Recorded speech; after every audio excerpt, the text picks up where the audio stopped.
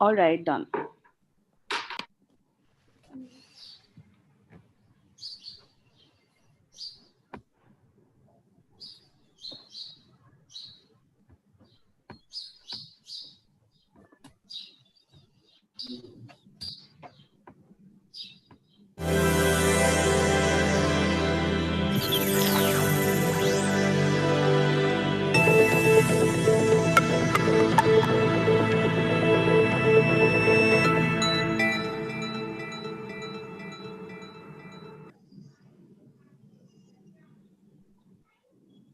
Hello, everyone. Good morning, and welcome to another episode of Candid Talk.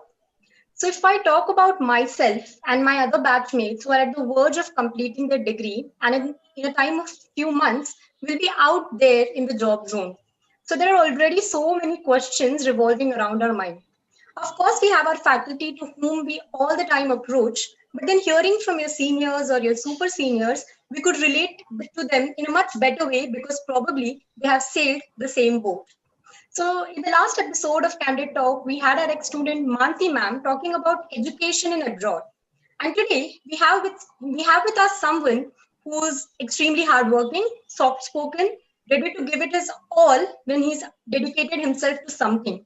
But I'm not saying it without any reason. This comes straight from our faculties who even remember him today. So today we have with us Kishlay Krishna. We welcome you, sir, to this Candid Talk session, and we are glad to have you. Thanks for joining in. Thanks for inviting me in. And please don't call me, so I'm just 2 years older than you guys. So I just passed out last year, so no need to call me. So you can just call me Kishlay. Sure, sir, will work. So I'd like to start it with this question that often when we talk about our field, whether it's mass communication, journalism, there's something that drives us towards this field, why we opt for this field. So what was your thing because of which you chose this field, or it was always there in the plan? No, it was not always there in the plan. It was a very silly reason. I was very fascinated with being in front of camera. So that Right. was the entire reason of me being joining journalism as a graduation course. But when I joined in, it was a completely different experience. And what kept me going on was the new things that I had to do. Like I never handled a professional camera before. So such little experiences that helped me keep working and keep going on was something that helped me complete my graduation course. Okay, so first we'll talk about the writing part, the creative writing part, and then gradually we'll move on to the digital marketing side. So the first thing I'd like to ask you is that when we talk about creative writing, which in terms are not dependent on the typical format, or it doesn't have a standard thing that when we use it formally, like we don't follow a proper pattern. We use a lot of words. We play with words there in creative writing, whether it's poems, it's essays. So, what according to you are the few main elements when it comes to creative writing that make your piece stand out of the box? The very first thing which we, um, it doesn't matter what piece you are writing, right? Right. There are few elements which are quintessential in everything that you write. The very first thing would be a proper headline. Correct. Without a proper title, without a proper headline, your article is nothing. You can spend 3 to 4 hours writing the entire article, but if you don't spend 15 to 20 good minutes writing a proper headline, you won't be able to catch the attention of anyone. So the very Correct. first thing would be a crisp, short, a very quirky headline. The second thing would be the first lead para, how well you introduce the character, how well you introduce the subject, how effectively you are able to explain it to a layman guy, whatever you're trying to say. And then comes the very essential part, that is storytelling. So even if you're writing on a political issue, say a farmers protest right now, if you are not able to connect the dots and tell a proper story, if अगर आप बोलते हैं कि आप कहानी को अगर एक धागे में पिरो नहीं पा रहे हो, so it won't matter much. I'll read the first para. You have effectively explained the subject, the topic there in the first para, but if you're not able to keep the loop on going, why the farmers are protesting, what's the price, what's MSP, why they are not accepting any negotiations. If you're not able to keep that loop going on, you'll lose the reader in between, and then it'll all be a dead scene there. And then Right. conclusion, a lot of people don't give very much importance to conclusion, and conclusion comes, if if you're writing an opinionated article, conclusion matters a lot. Otherwise, conclusion तक आते आते आपका article is well enough, आपका stand बहुत clear हो जाता है. So conclusion, you can write a very crisp conclusion if you're trying to give an opinion. Otherwise, you can just summarize, or if you can just mention something that is not there in the above paragraphs. Right. Yeah. So focusing a bit on magazine writing. So we had probably this magazine writing or magazine making project in our second year. And currently the second year students who have also joined us in this session have this as their project for the semester. So when we talk about magazine writing, we probably, when we talk about magazine, it is more of an appealing thing. Pictures play a very important role in magazines. So in that scenario, how would you prefer writing those magazine articles? Because they have to be really, really very crisp, because people wouldn't read so much in a magazine until it is made for reading. Some magazines that are dedicated to words or scenarios like that. But then when it comes to magazines that are appealing, where they use a lot of pictures, in that scenario, how would you keep your article short, crisp, and appealing to the people along with the photographs that would support? You have to read a lot to, first of all, write very short, and you have to read a lot in order to be able to communicate a lot in a very short paragraph. So read a lot of magazines and newspapers. If you notice, the language used in magazine is very different from the ones used in newspapers. Newspaper is a very formal tone, while magazine can be quirky, can be witty, can be creative in its own manner. In order to be able to have that vocabulary, to have that tone of writing, you have to read a lot of magazines, read a lot of books. You can even try and watch some videos about it. And when you're given an image itself speaks 1,000 words. So what you have to do after that is you have to just take out those important highlighted points and write around it. And your article will be complete enough to give a full meaning, to give a full message to your readers. Just try to be quirky. Just try to be conversational there. Don't write this has happened and that was done. Just ask, do you know what has happened? And no, this was done by the authorities, or this was done by that particular guy or that particular celebrity.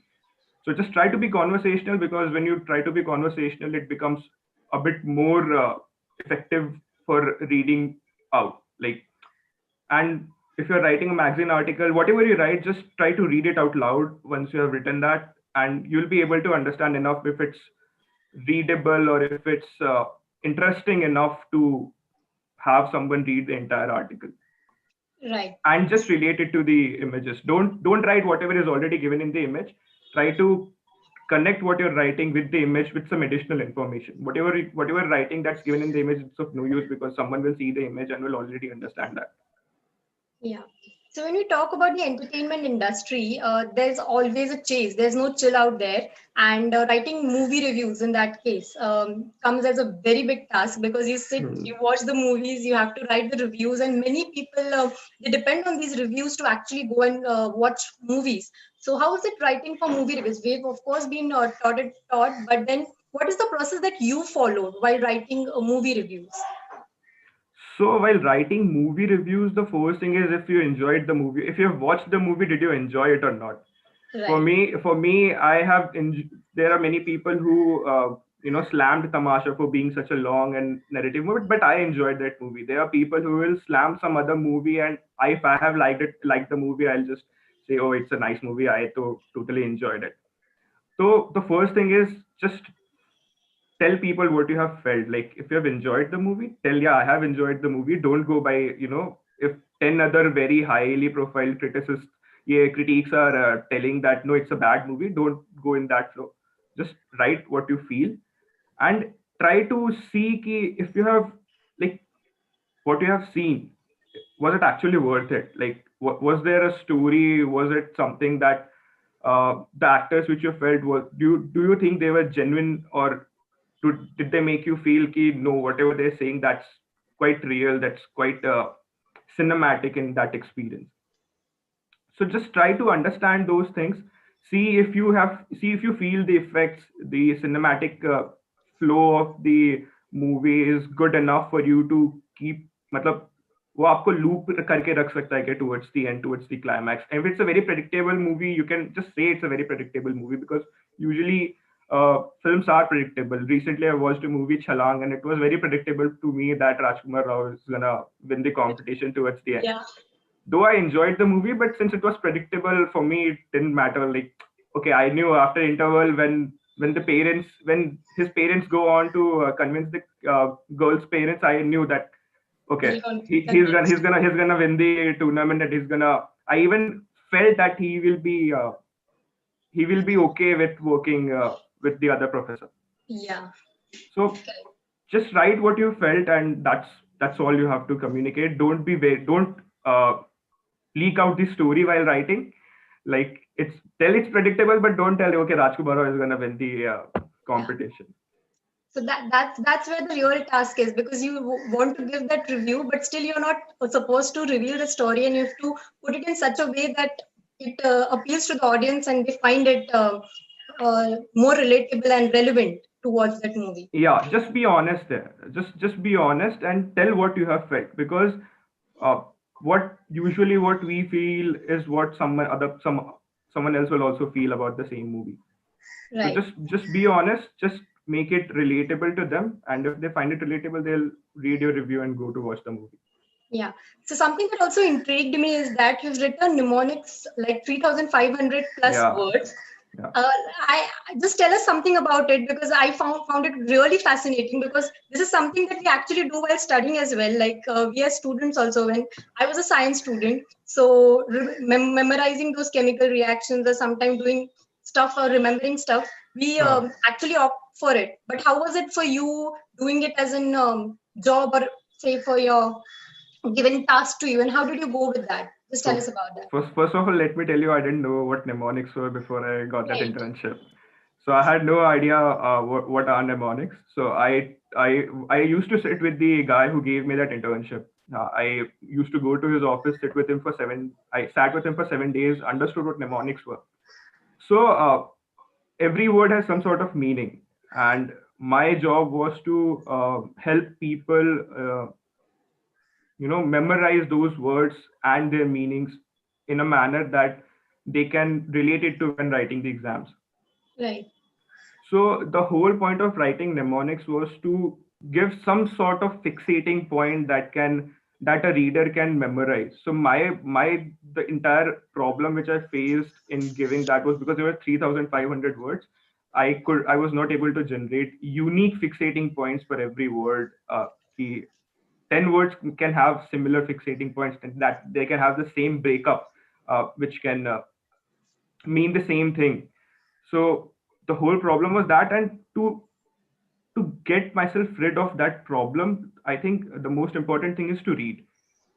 So since I was writing for GRE aspirants, it was very important for me to read passages that come in GRE exam, or because GRE and GMAT are two exams where English is like really tough.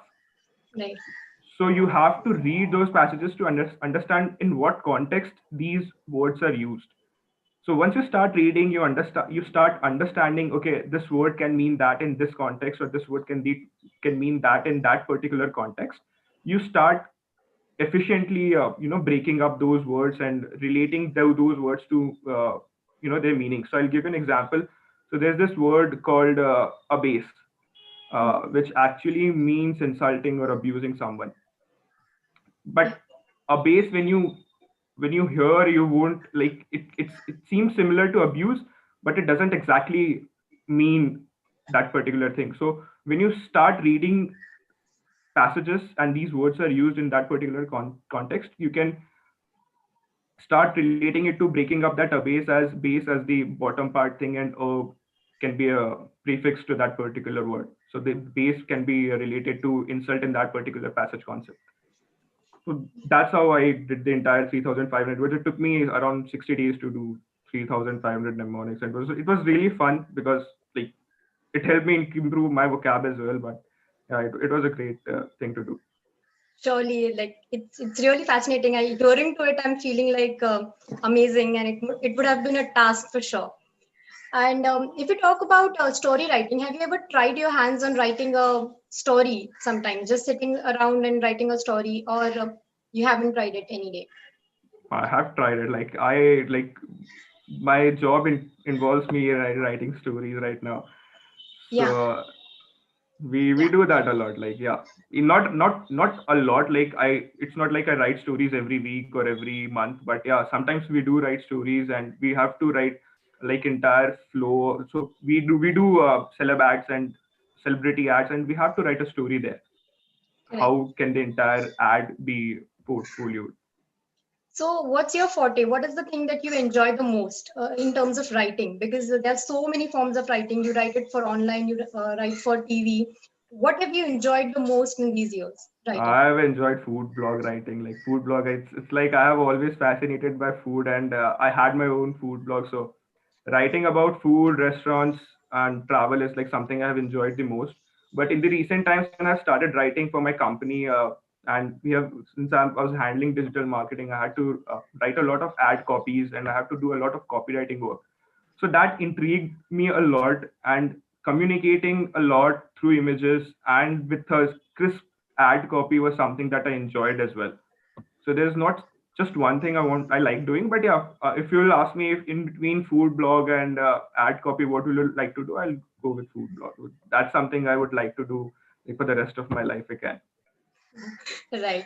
So, if we talk about digital marketing now, so we are in an ever competitive environment. There's a cutthroat competition at every sphere. There's so many companies out there trying to make their impact. So, in this scenario, and when you talk about digital marketing, how do you give yourself a uppercut? How do the companies think about it? Because there's a lot of competition out there in the market. See, there might be a lot of competition, but at the same time, there are a lot of opportunities as well. Right. This pandemic has boosted the need of someone who can work on the digital platforms and someone who understands the digital platforms well. The first quality you should have, like if you're trying to go into digital marketing, is you should understand the social media platforms very well. Because there are so basically digital marketing can be broadly divided into two parts, that is search engine marketing, that is using Google AdWords, and the second can be social media marketing, which involves Facebook, Instagram, Pinterest, Twitter, and everything else. Right. So if you understand social media marketing, or if you understand the social media platforms very well, you can get into digital marketing, because most of the people which I have seen, they come into the industry just because as a social media executive or a social media manager, they don't go directly into the ads and targeting and uh, running those campaigns directly. So understand the social media platforms, understand the nitty gritty of the social media platforms, uh, and then you can directly come into the industry and you can start working as a social media executive. But if you want to like grow, you have to understand you have to become more analytical, because all these ads campaigns, all these digital marketing ads which are run, they are highly data driven. So you have to understand, just learn analytics at any cost. Like Google provides a free course for analytics. Just go and complete that course, understand that entire analytics dashboard, see how you can take out data. Google will give you a free website, their own merchandising website. Uska analytics access they'll give you, and they'll help you understand the entire analytics dashboard. So become analytical, understand the social media platforms. And if you are like, for all the students who are listening out there, there are three classes in our college which I would recommend not to bunk. First one is communications in first year, writing classes in second year, and advertising in fifth semester. I did journalism. So in journalism, we had these three classes. So don't miss these three classes, because it will help you a lot. While if you come in digital marketing, it will help you a lot in doing all those campaigns or creating those ad creatives, doing that story writing, blogs, or even writing for the website and running ads on Google. So just don't miss these three classes, and you'll be good to go. And once you come into the industry, start becoming more analytical, because it's all data driven out here. It doesn't work on theory. If you do an ad, it will give you some numbers, and you have to crunch those numbers to figure out if that ad has worked, or if the campaign or ad has given results or not. Yeah. So having talked about the digital marketing now, but then when we talk about any online campaign that is being carried out, so in that case, if any online campaign goes negative, like it's not successful in bringing a lot of audience or making the impact it was supposed to be, then how do you deal with it, or how do the company deal with it in it's that it's sense? okay to not have successful campaigns because Right. you cannot predict what an audience will like right from the start. It's all about in offline medium you can, because it's newspapers and you can uh, understand कि, okay, people will like this because your competition is very low. But when you're doing an online campaign, there are thousands of people who are pushing their ads for the same thing, and it's okay to not have a successful campaign. But what's not okay is to not understand from it. Like if it's a not successful campaign, you can change. You have to change the targeting. You have to analyze what traffic source or what particular audience segment has given you what kind of audience. If you're not crunching numbers, if you're not understanding enough, and then you'll end up making the same mistake in the next campaign which you do. Right. So just go through the numbers, go through the analytics dashboard, see what particular ad has brought you, what number of audience, what kind of audience, and then work on that. If you have, suppose in my particular company, we are a solely furniture based campus. We only sell furniture and home related things in the entire campus of 10 acres. So our targeting is won't be a guy like you and me who is 18 to 25 years old, but we sell premium range furniture that you can say 4 lakhs का एक sofa होता है, 3 lakhs का एक bed होता है. So we sell those kind of premium range furnitures. But to sell that, you have to get your targeting right.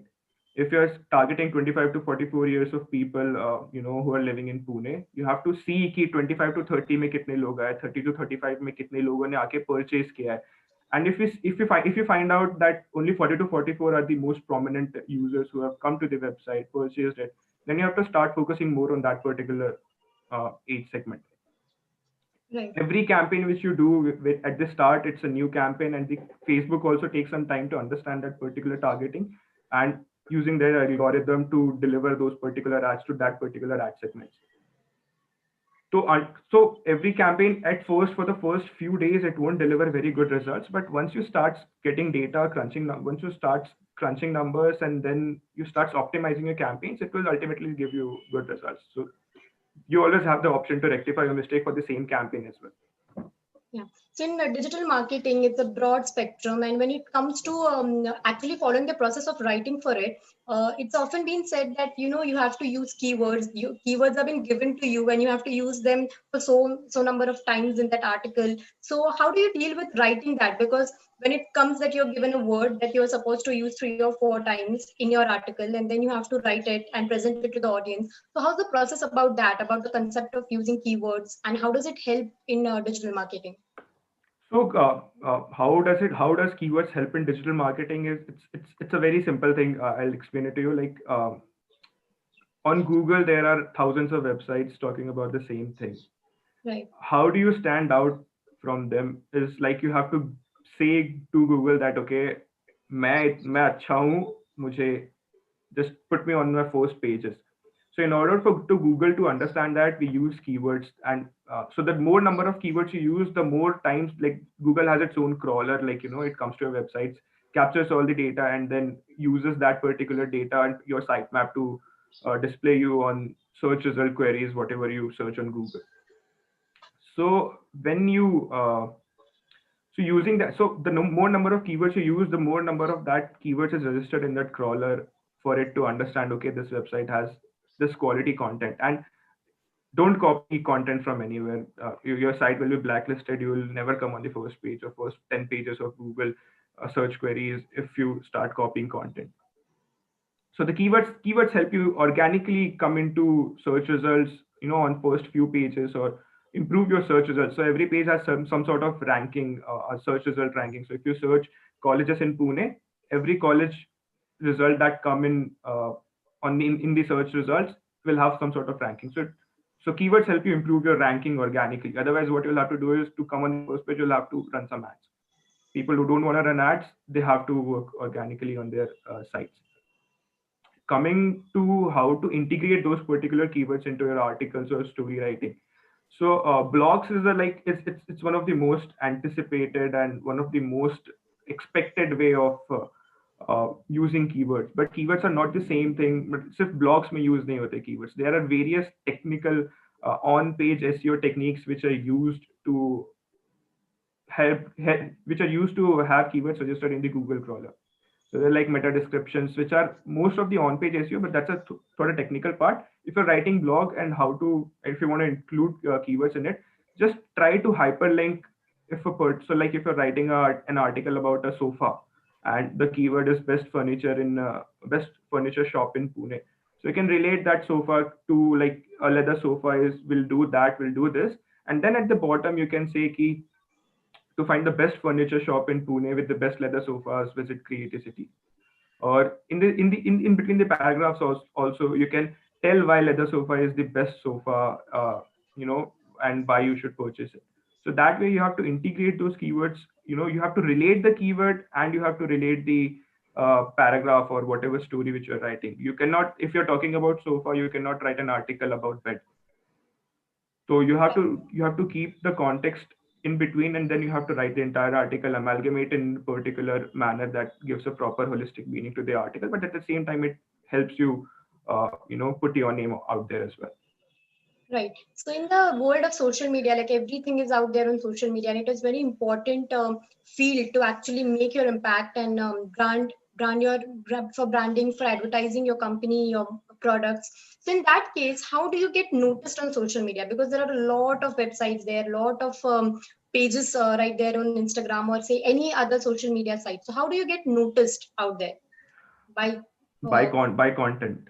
I told right. you, like, it's a pool out there, and you have to, like, you have while writing any ad copy or while designing any image, you have to be like very crisp, very direct, and just don't try to, like, what I have realized on social media, if it's for business purpose, you can't do a storytelling thing. Like if you're trying to sell something to someone, don't start telling a story. People are not interested in stories when they're trying to purchase anything.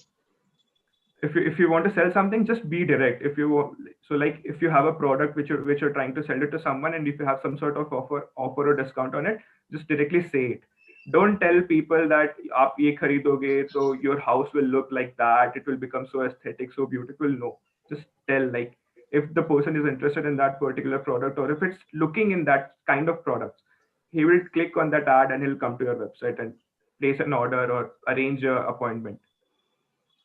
Just be direct if you're trying to sell something. However, if you're trying to build a connection, like, with your audience, if you're trying to build some sort of perception, if you're trying to build a relation with your audience, go with storytelling. Don't become tactical and start putting prices on your products. If you're trying to connect with your consumers, always prefer storytelling. I still remember there was this ad, I think 4 or 5 years back, of Tata Sky.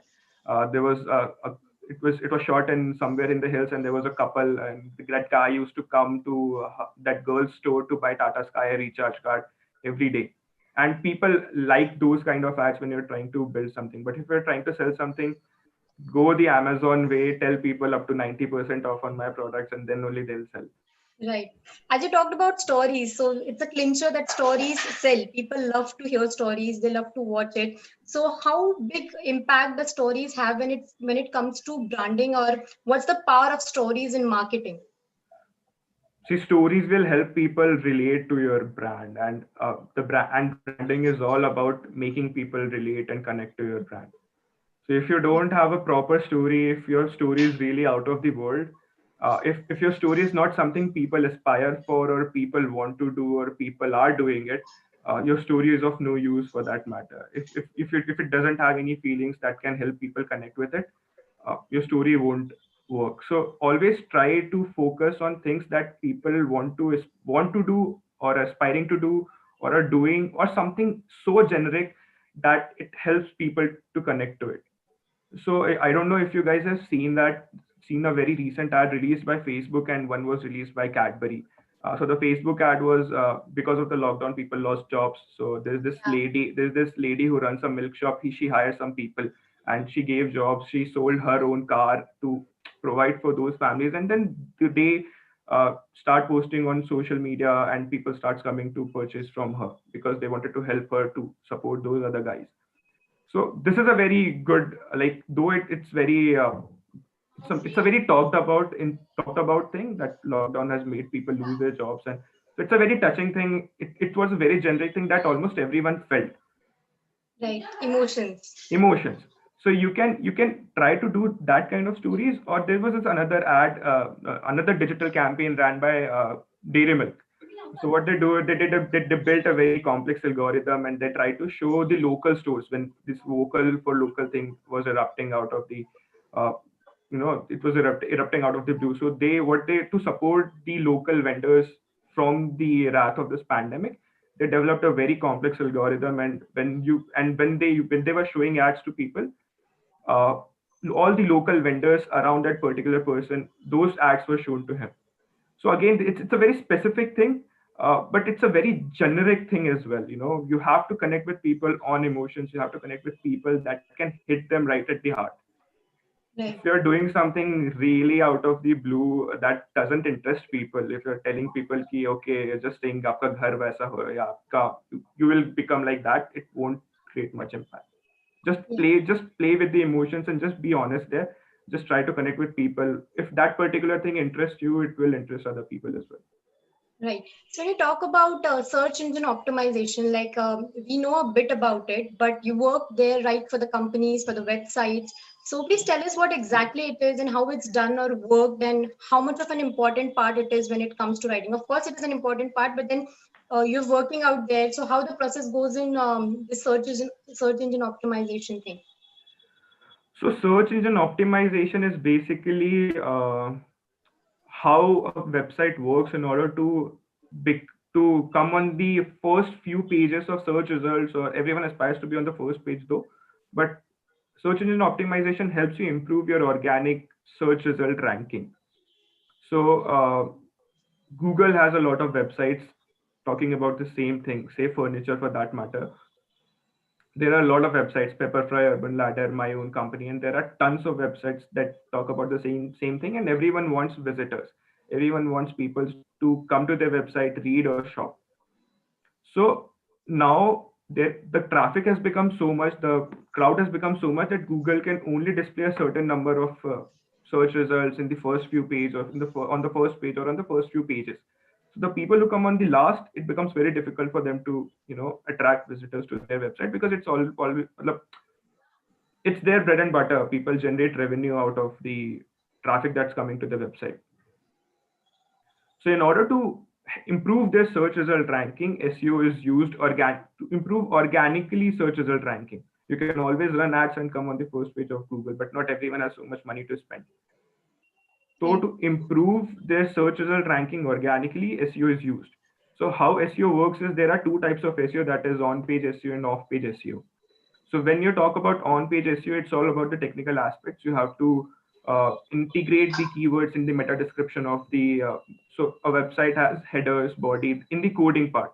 So you have to insert the keywords in the header tags, in the body tags, in the title tags, in the meta descriptions. So these particular things, when you do, that is called on-page SEO. So if you are slightly, if anyone is of the technical background, they'll understand what I'm talking about. You have to insert keywords in the HTML code of your website. That's called on-page SEO. And off-page SEO basically means you're writing blogs, you're writing guest posts on some other related blogs, and you're backlinking that particular, you're providing a link on that blog to your website. So that becomes a backlink for your website, and it generates traffic from that particular website to your particular website. You must have seen this in Amazon K blogs, or you must have seen this in many other blogs where people give links, where people talk about something, a particular issue, say pimples on a face, and then they'll hyperlink something. बहुत नीचे एक छोटा सा tab होगा, यहाँ पे वो, if you want to purchase these products, click here. So that here becomes a hyperlink, and that here becomes a backlink for the website on which the consumer goes next. So that Right. is called off-page SEO. Okay. So when you talk about this, like writing writing for call to action, because this is this is a thing that everyone are using it right, just in these era, like buy it now, do this now, do that now, and Hmm. call for action. So it has to be extremely concise, it has to be straightforward. So what are the things to be considered when you're writing this call for action? So just relate to your product. If it's a service, don't say buy now. Services are Yeah. not purchased at the moment. Right. Services are purchased after a lot of discussions. So if you're providing any kind of pest cleaning services, just don't say book now, until unless your prices are fixed. Or if you provide an online avenue for someone to book the slot and book the service and pay right at that moment. So CTA, when you're running ads, Google and Facebook, they both provide a set of CTAs to you. You can use only that particular set of CTAs. But when you're doing email marketing, for that matter, you have to give your own CTA to the reader to click on that particular CTA and then come to your website. So there it becomes very important, because you have to give a very strong CTA. You have to give a very you always try to give something that can add value to the consumers there. So if you want people to come to your website and shop, don't just say shop now. Yeah. Just try to incentivize that particular CTA, so that it becomes some sort of the reader becomes interested in clicking on that particular CTA and coming to the website. Every one of you must be receiving email marketing emails from Mintra, and their CTAs are not. All the They'll just say shop now. So Yeah. it becomes very difficult for user to click on it, because after a point of time they understand it's a spam mail. There's no need for me, and they won't even open your mail or something.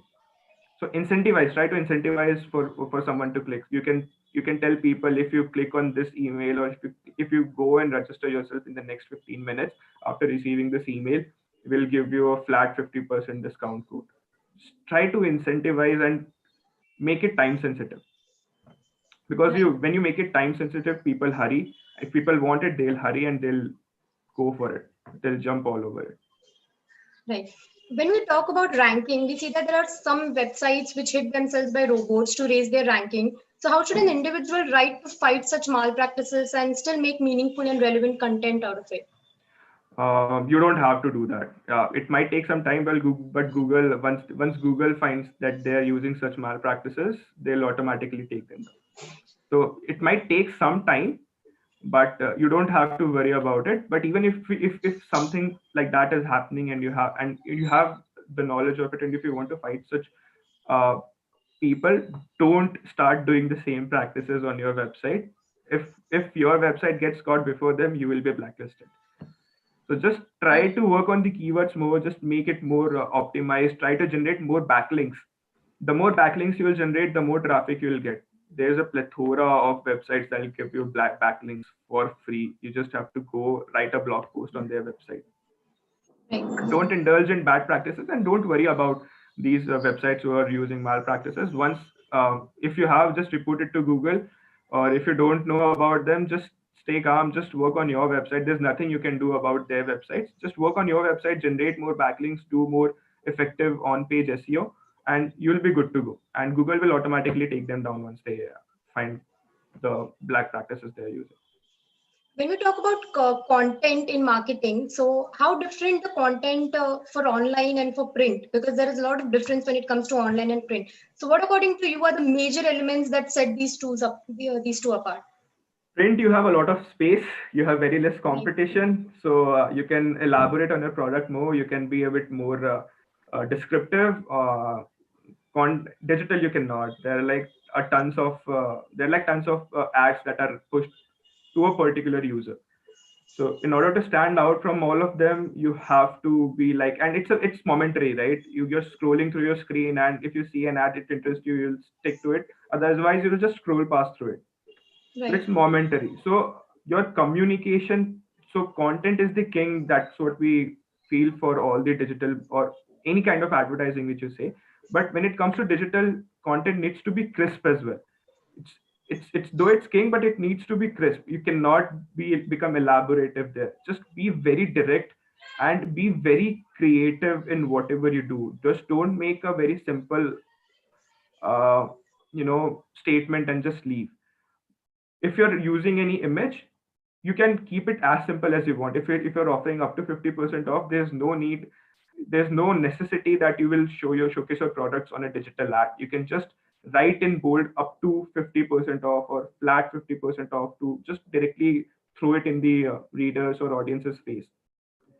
On the print side, you can be a little more descriptive. You have a good 1 day ka shelf life, if not more, and you can become a bit more elaborative.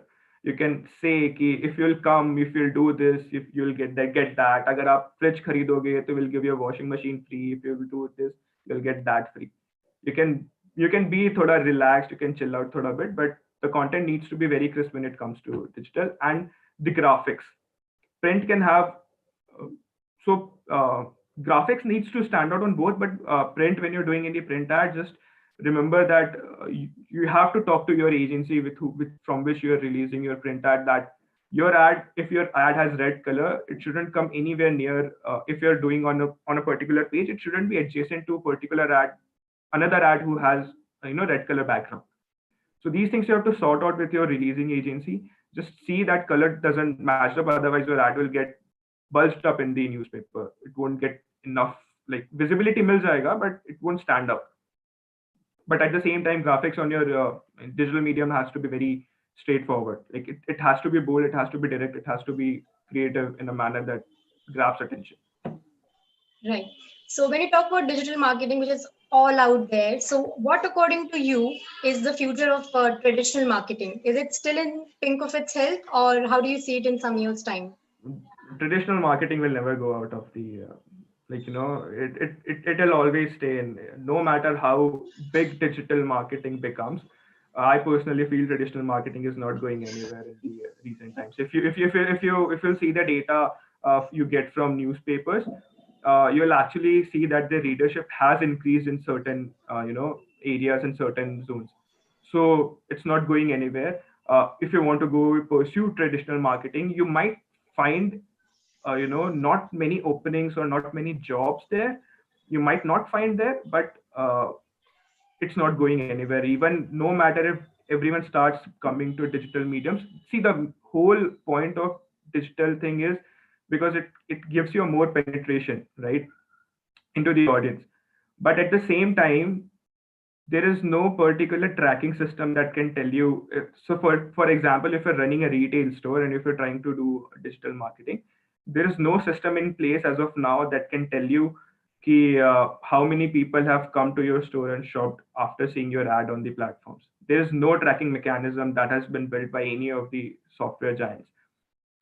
So when it comes to that, many people, many businesses, they become reluctant on spending money on digital platforms. And I have personally seen in my company, in other companies that I freelance for, that they become reluctant to spend a lot of money on digital. They'll rather go and do BTL activities like spreading out leaflets or doing a print ad for that matter, or doing a media net article for that matter. But they will not spend money on digital. So it's gonna stay until and unless it becomes so big that everyone is on digital platform. Not even one single person is not using Facebook or Google, and the companies have placed in a tracking mechanism that tracks the effectiveness of your online campaigns to your offline sales or offline traffic. It's gonna stay there. There's no doubt in that. And newspapers are not gonna go out, no matter how many digital newspapers come into picture on, no matter how these newspaper houses create their e-papers, but hard copy newspapers are never gonna go out. Yeah, they still have the dedicated crowd who still opt for newspapers and they Yeah, read it every and morning. I if you must have noticed this with time. Even the youth population now, right now, they want to read newspapers. Right. No matter, it doesn't matter. They all must be having cell phones and they want to do it. But I have noticed around in my own circle that people are now wanting to read newspapers.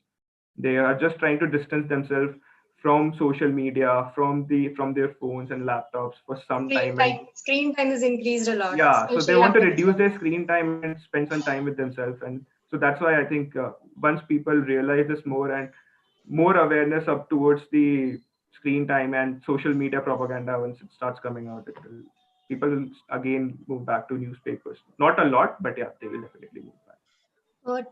Next, I'd like to ask you that when it comes to content development, please take us through the process, like how the thought process is about when you develop a content for a particular, say, advertisement or for any article. What is the process of developing the content, and So the what very factors are included in it? so the very first thing is, you have to conceptualize.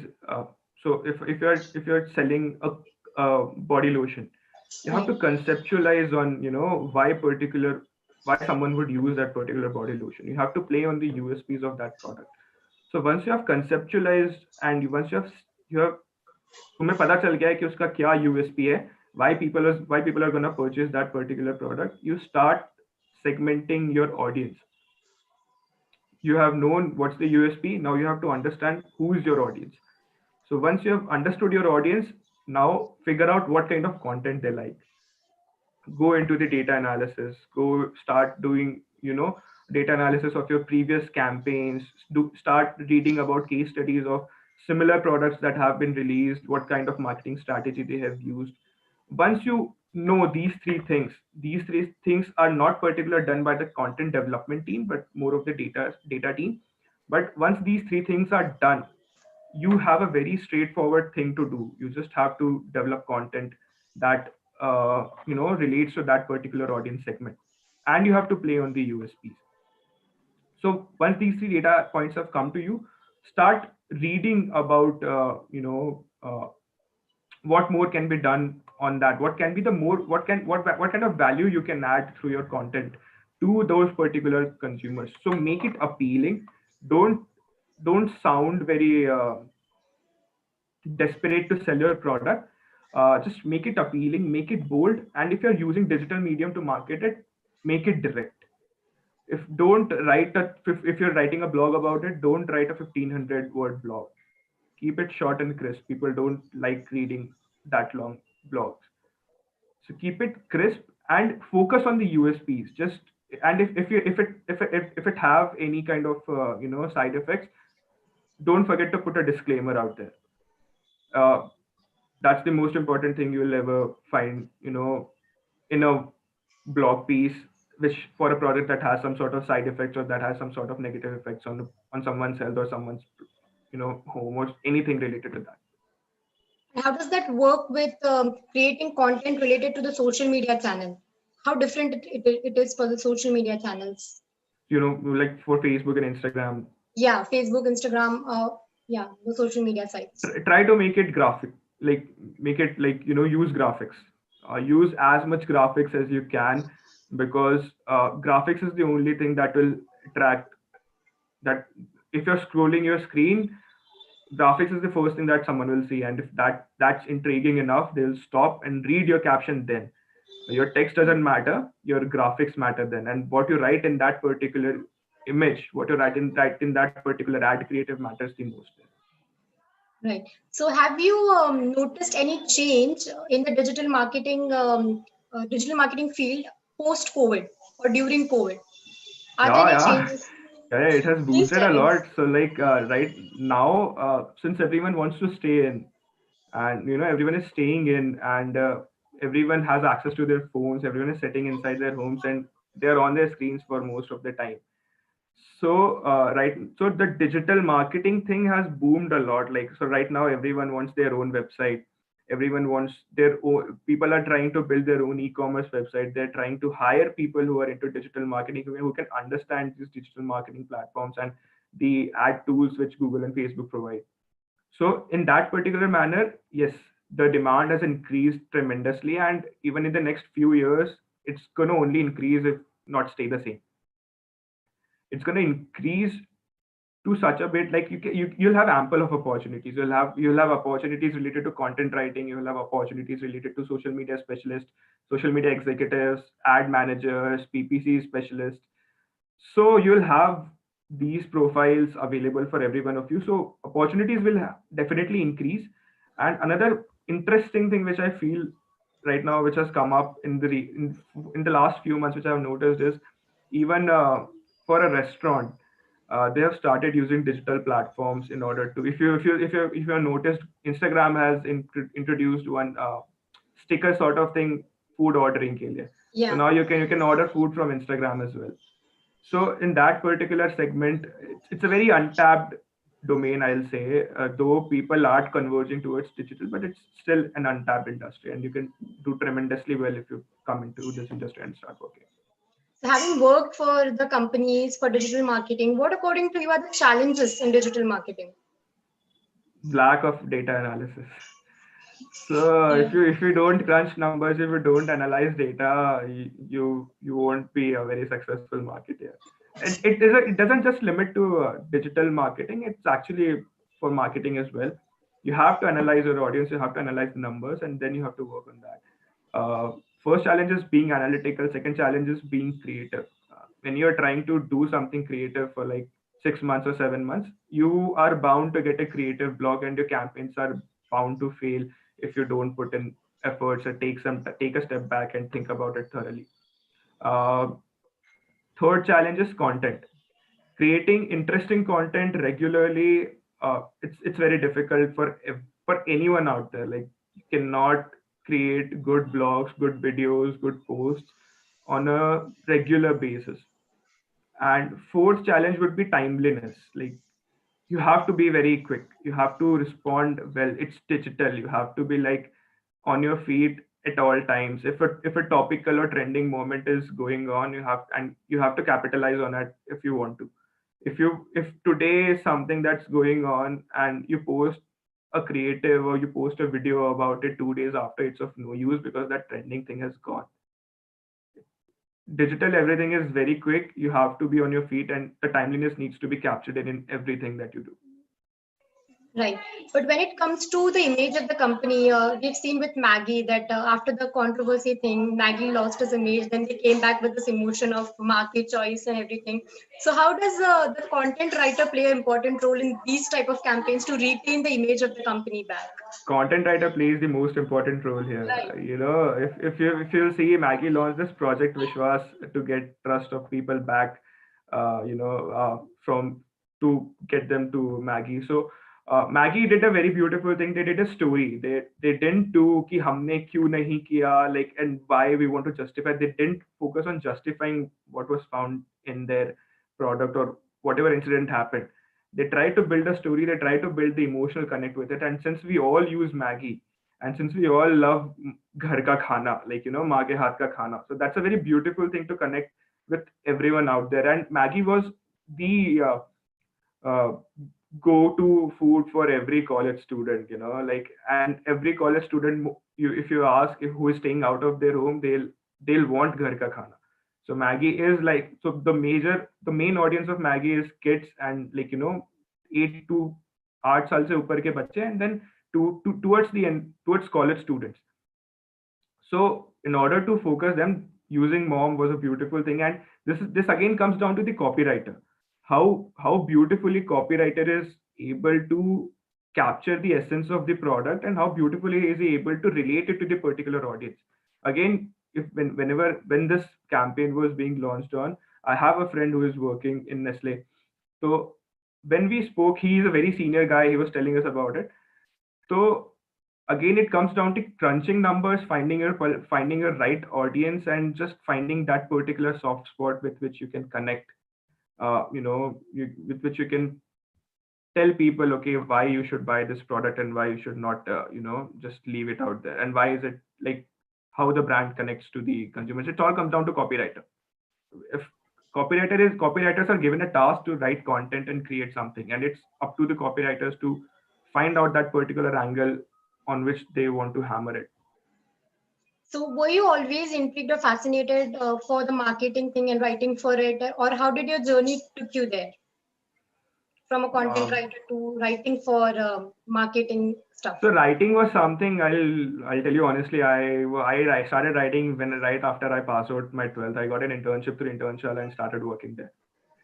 Writing was not something that I always wanted to do. It just came after, internships after internships, and then I started developing interest in it, and just came through that.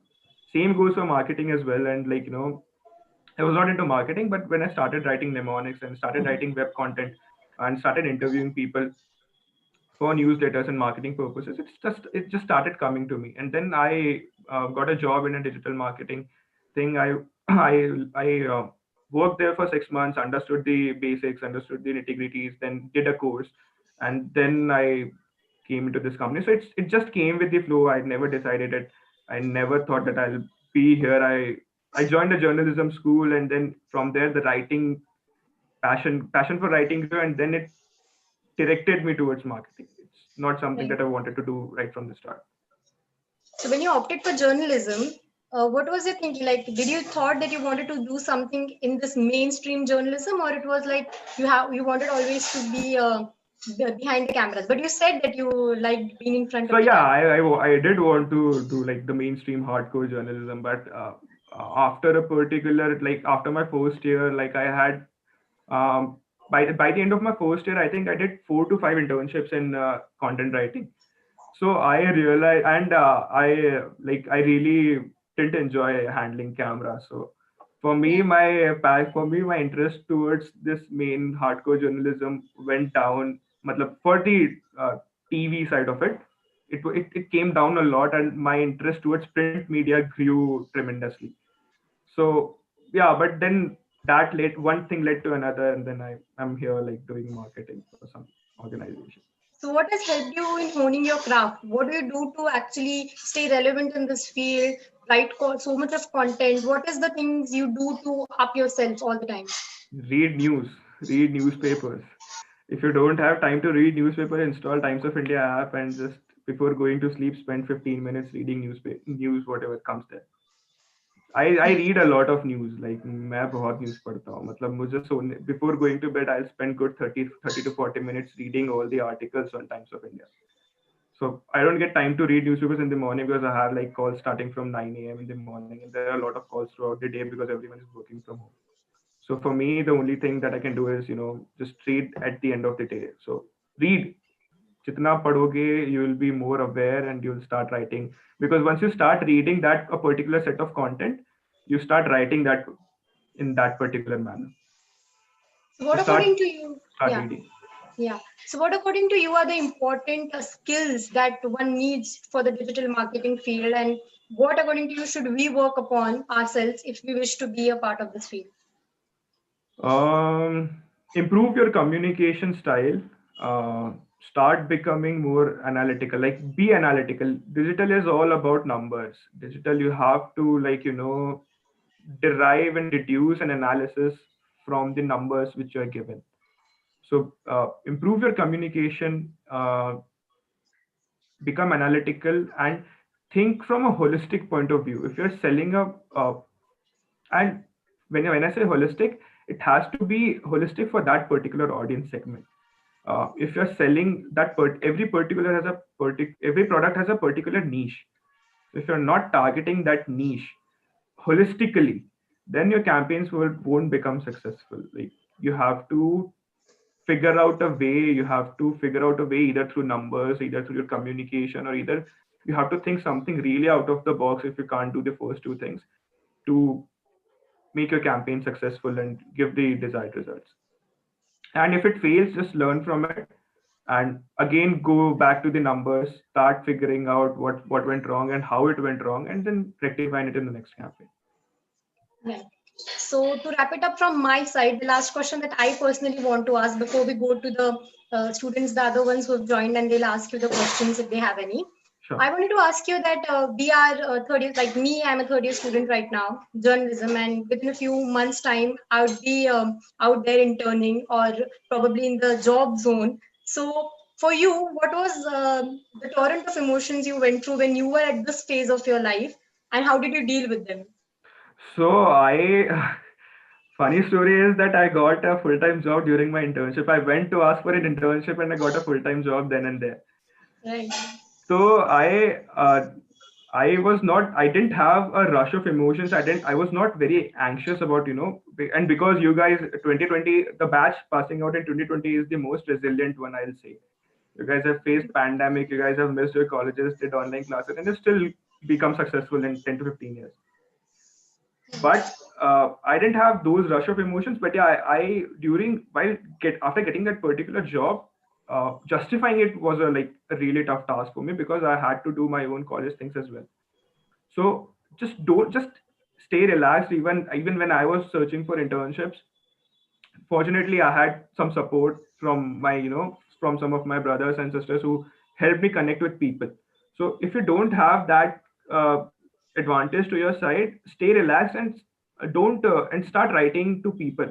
You start using LinkedIn if you want. Like if you're not on LinkedIn, just get on LinkedIn, create your accounts and start writing to people, because LinkedIn is the best place to connect with people. And just hold on to your nerves. You everyone out there will get some sort of internships or jobs. Just stay patient and don't stop trying. Like you have to reach out to people. Jobs won't come to you just because you're sitting at home and you're just passing out. Start if you're not getting opportunities, or if you think there are less opportunities, start reaching out for them to people.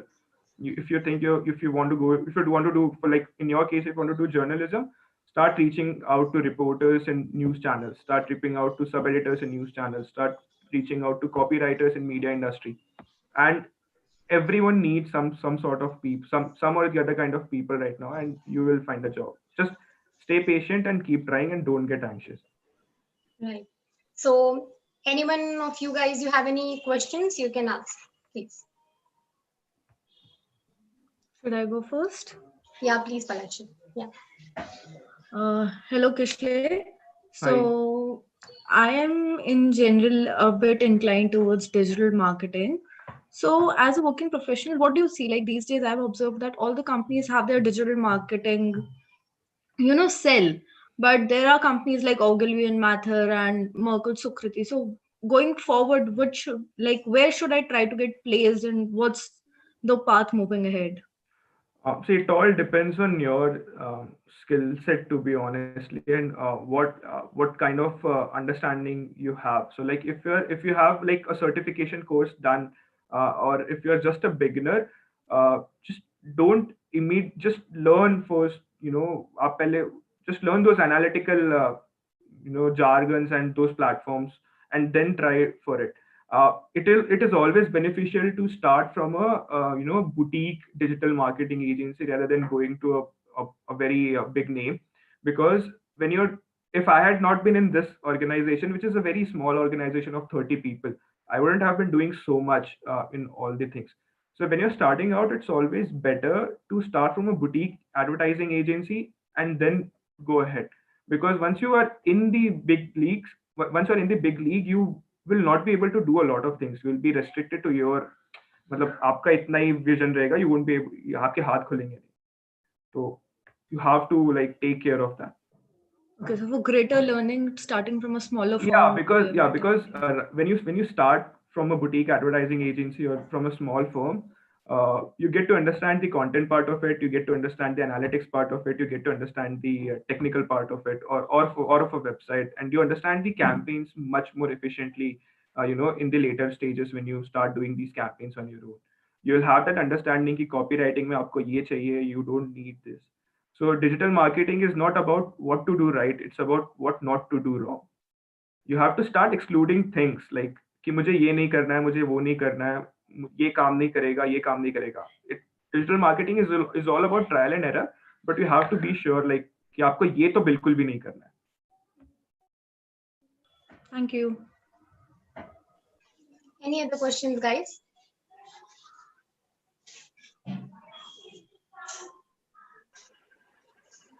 I have a question, Ashwini. Can Yeah, I? Hamad. Yeah, Hamad, please. So I wanted to ask you how, like political writing is very prominent in like every field of media.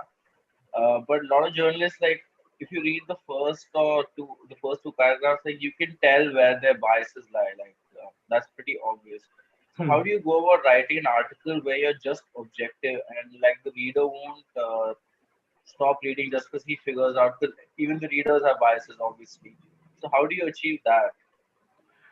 So in order to like give an unbiased opinion, like just try to see objectively. Like अगर आपको, if you like, again going back to the example of a film, If you have liked it, just say you have liked it. But if you have felt something wrong as well, don't hold yourself back in not writing that.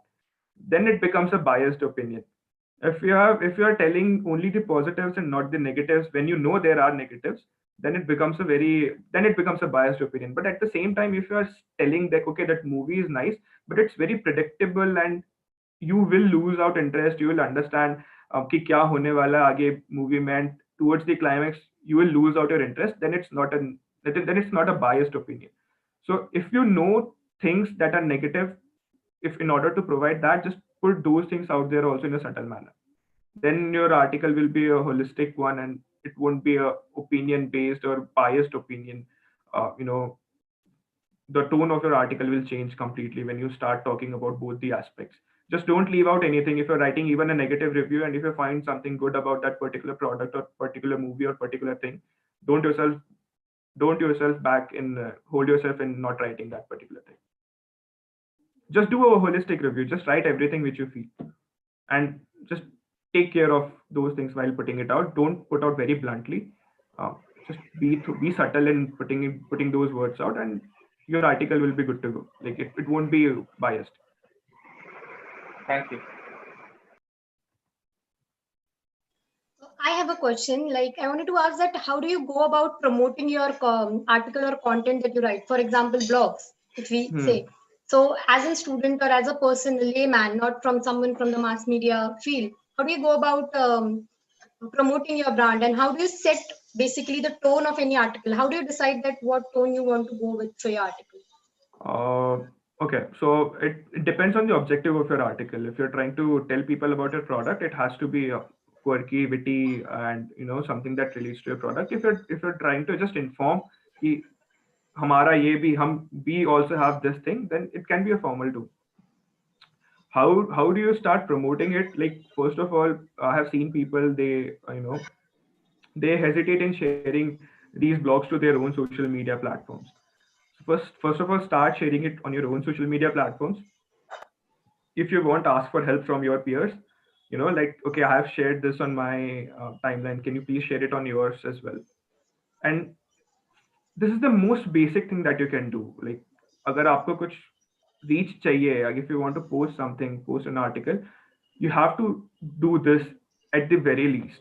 And if you want then to use it more, try going to other websites and writing blog posts. Like do a guest post on other website. There's no blogger in the world, at least I don't know any blogger right now who will say no to free content.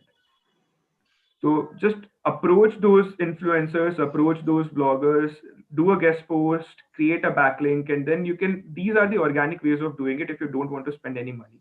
If you want to spend any money, then it's very easy. You just go to Facebook, put $1,000, and promote your ad, and it will promote your blog as an ad, and it will get visitors. But if you want to do it organically, share it on your timelines, ask your peers to do it, create guest posts, and ultimately create backlinks to a website. These are some of the very simple ways you can do to get traffic to your site. Thank you. So, any other questions, guys? Can I ask one more question, please? Yes, please do. So, Kishlay, you said that as a student, you indulge in a lot of internships. So, where were you looking for these internships, and how do you look for them, and how do you gain them? And like, I really want to know about. Get on Internshala and LinkedIn. Once you are on Internshala and LinkedIn, start applying to internships, especially on Internshala. I started through Internshala. I got a lot of internships through Internshala and did all of them. So it's actually a floodgate on Internshala. I'll tell you, once you get your first internship, you have some sort of internship experience, and then you start getting more. So even if you are able to get your first internship that is of a very low pay, just don't reject it just because it's the money you're getting is very low. So And how much time did you spend on these internships, like, doing them with the college work? I was doing with during the college. So it was a work from home internship. So if you'll install, so if you go on Internshala provides students with work from home internships as well, which are actually virtual internships. You just have to come at home after doing all your work and work. You can work with a flexible timing. And usually these work from home internships are very popular for content writing. So if you want, just go out, just go on Internshala, search a few internships, and you'll get something or the other. And do one internship which can add to your CV, as in like you have some sort of internship experience. And once you have that, you'll start getting more internships because then people will start trusting you with their work. Okay, And so if work attracts work. work attracts work, and if you're not able to get, because a lot of now internship has become very popular. At my time, it was not this popular. It was just launched a couple of years back when I used. So if you're not able to get internships to Internshala, go on LinkedIn, start reaching out to people. That's the best thing to do because it directly it cuts the middleman like Internshala to get you an internship. Just start reaching out to people, say I've done this, I'm doing this. Will you be interested? And they'll schedule an interview. They usually people are not that mean on LinkedIn. Thank you. That was really helpful. Yeah, you please do that. And I'll suggest everyone do that because now is the time when you guys should be doing that. You guys should be building connections.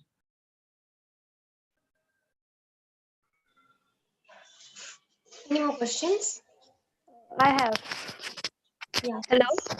I wanted to ask that how do you keep yourself motivated in those days? Honestly, I lose motivation, So work from home was like a very tough task for me, and I did lose motivation. So it's okay to lose motivation. Like you don't always have to be motivated to do work. It's life. You have to enjoy it. So it's okay. But once you have lost your motivation, just don't be like कि अब तो हो ही नहीं रहा है मुझसे, मैं तो कर ही नहीं सकती हूँ. Just take a break, enjoy it, and do things which you want to. And after a point of time, you'll automatically start feeling like अब घर पे बोर हो रहा है, I have to like start going to work. So what I personally do is like if I get like very bored of at my work, I just take a break and I just go for a movie. So for me there was a ritual that I started for myself that I will go for a movie on every Friday. Preferably first day first show, if not possible at least somewhere in the day I have on Friday itself I have to go for a movie. And when you keep ऐसे आप ऐसी चीजें बना लेते हो अपनी lifestyle में that you have to do certain things, it keeps you motivated for that particular week. You look on Monday, you look for Friday that I have to go for a movie on Friday. And then obviously make friends, go out, chill, uh, go eat outside, go for treks, go for travel, like do things which you want to, and you will be motivated. And it's okay to lose motivation. There's nothing wrong in that. Thank you. So I guess we are pretty much done with the questions. Thank you so much, sir, for joining in. It No was a problem. great pleasure having you. I'm sure it has ironed out a lot of our problems, our doubts about digital marketing, about content. And thank you so much for joining in. No problem. Thanks for inviting me. I liked talking to you guys. It was a great Pleasure is experience. all ours, sir. Thank you. Thank you so much. Thank you. Okay, Frank. Thank you, sir. Hello. Hello. Yeah, Kishlay. Hello, sir. How are you? I'm good. I joined late. I'm sorry. No problem, sir. Yeah, how are you? Doing well, sir. Stuck in Indore, Okay. stuck at home right now. Okay, great. And thanks for guiding our student. No problem, sir. Like I'll do it again if you guys need it to. I don't have any problem Yeah. doing that. Sure, definitely. Thank you. Thank you so much. Thank you.